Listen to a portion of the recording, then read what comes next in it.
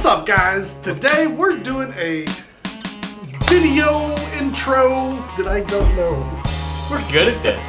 What's up, guys? Welcome back to Bourbon Blind. I'm Kyle. I'm Nick. We got another Pop the Top for you today. This time, Cascade Moon Distilling, which is out of Cascade Hollow, which is the same people that make George Dickel. This is not a whiskey. It's not. Not a bourbon. Nope. It's definitely not a bourbon, and it's also not a whiskey. Because, why is that, Nick? It's 39.9%. It is under 80 proof. It is under 80 proof, which is the legal lower limit for whiskey. So this is titled Spirits Distilled from Grain. I wrecked my arm earlier. That was painful. Yeah. Barrel proof at 39.9.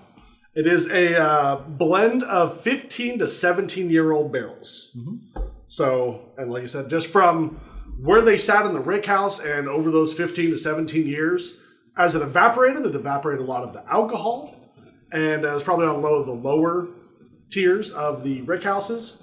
And yes, this is barrel proof under 80%. So I got to try this in it's way under 80%. It's under 40%. Touche. So 79.8 proof at barrel proof. Yeah, which is wild, man. It's interesting that at that age, like, it's not as dark as I would expect it to be. For that age, and that it's not proof down at all. But it almost has like a haziness almost? Yeah, I was gonna say like a murkiness. And I don't know if it's just the way the bottle is with the label, because in the glass it's nice and clear, but it just looks like a bit hazy. Yeah. Like, if you hold it up to the light, you can kind of see it's not perfectly clear. There's a little bit of milkiness. Okay. But real faint in the glass. Real faint. Not as much as you have. So this is not a whiskey. It just says spirits distilled from grain. Yes. So because anything below 80 proof doesn't have a legal definition. It's either a liqueur or right. It's just in this case just somewhere spirits. Somewhere in between. Right, it's spirits. Super dark on the nose. Yeah. I get a strong corn, which I'm not shocked by. Not like fresh corn, obviously. So they thought about using some of these barrels in their blends of other stuff because they're under that 80 proof. But they're like, hey, we can just bottle this and put out a unique product. Yeah. Because if I'm not mistaken, this is the lowest barrel proof batch I think they've ever had. I think so. Don't quote me on that. Or at least that they've ever advertised and not just blended into other stuff. Huh. Caramelized bananas? Nope. Okay. Yep. Bananas Foster. Wait. Bananas Foster. Okay. Creme brulee. I said no, and then just out of nowhere, just got socked in the mouth with some Bananas Foster. Creme brulee. This is very different from when I tasted it on a fresh crack. So it's been a couple weeks. Yeah. There hasn't been much drank out of it, obviously. But no, it has different from opened. What I remember. Yeah, it's definitely opened up.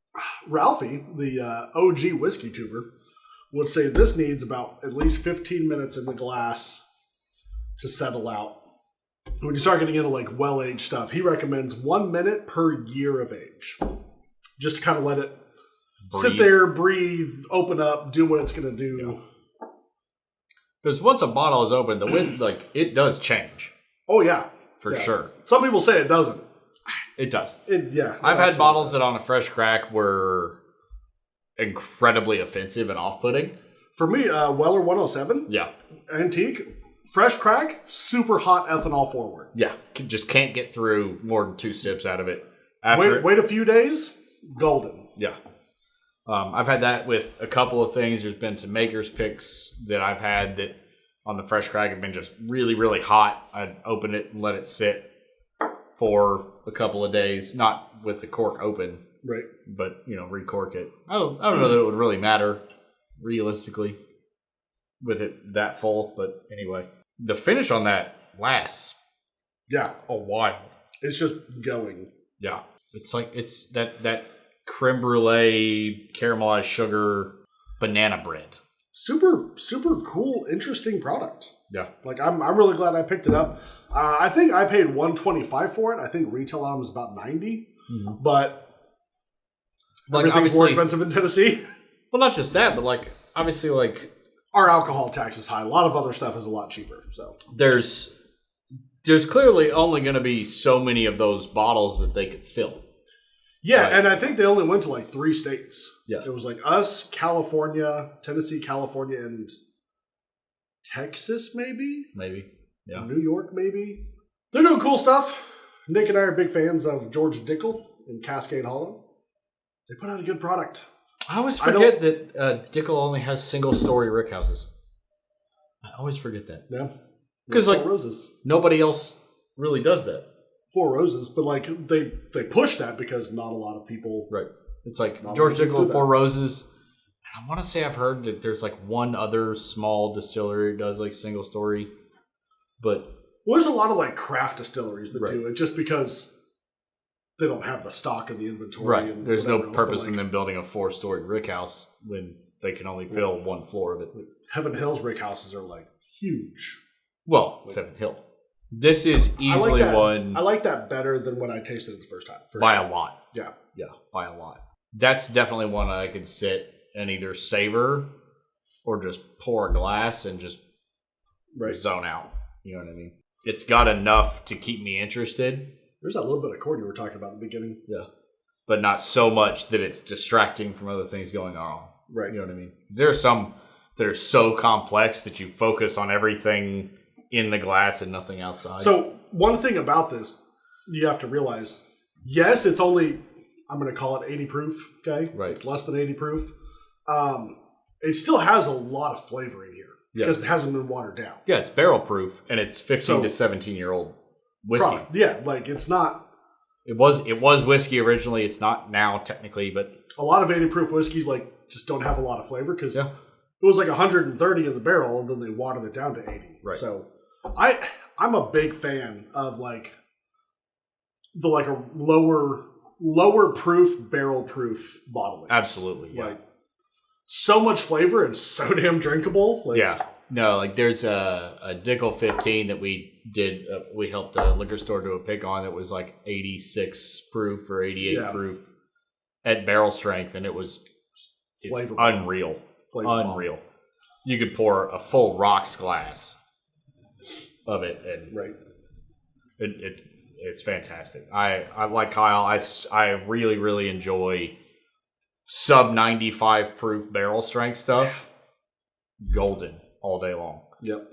But yeah, if you have the opportunity to try that out, you absolutely should. Yeah. Really, a lot of the Cascade Moon offerings. This is their 3rd one. Something like that. Recently. I don't know if they had any more before that. It is a much better price than the other offerings, though. Yeah, some of them are high. Some of them were like $250, right? Type thing. And I think what I like about the Cascade Moon series as a whole is that it shows people that Dickel isn't just a well whiskey offering. Right.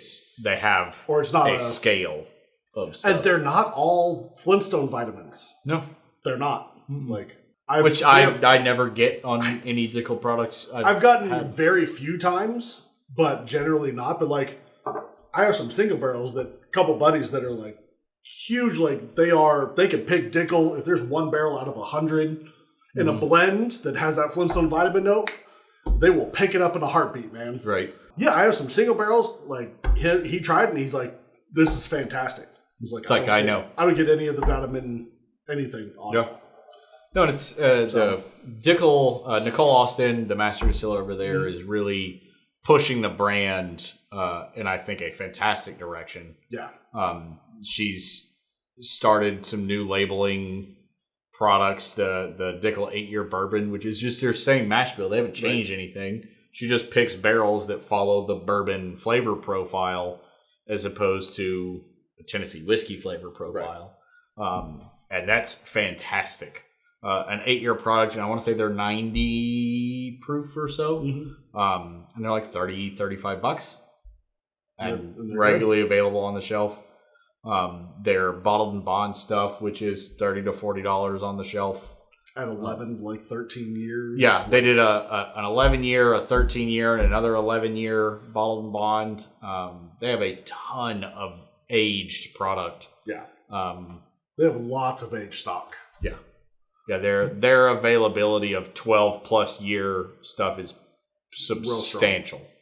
But no, if you have the opportunity, like I said, definitely check out some of the Cascade Moon stuff.